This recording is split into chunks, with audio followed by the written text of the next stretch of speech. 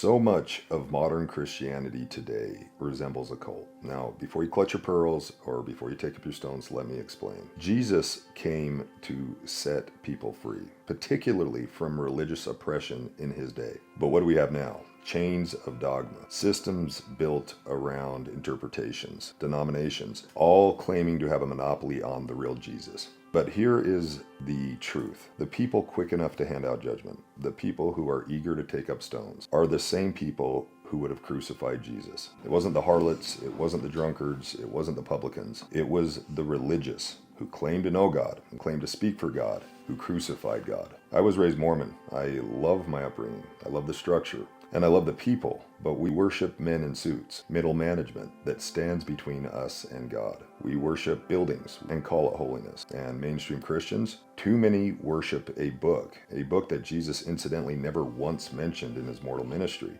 And I'm a Bible reading guy. I read my Bible every day. It's the most important book of my life. But too many Christians worship it like it's God. Or they worship their own religious piety. Both are paying lip service to Jesus but missing the mark. Placing anything between us and God is not discipleship, it's idolatry. And Christ never came to build a church. Christ came to set people free, to send forth the gospel, the good news, that we can go directly to God and work out our own salvation. And it's important to note that he condemned only one group, the self-righteous religious who use God's name to cast stones. And that's exactly what so much of modern Christianity has become today. And of course, I'm not talking about all Christians. I'm a Christian. I love Christians. And there are a lot of beautiful, dynamic, Christ-like people who are religious. But so often we are misled and we are misguided by modern-day Pharisees, more interested in your compliance and in your pocketbook. And consider Christ's triumphal entry into Jerusalem on the eve of his crucifixion.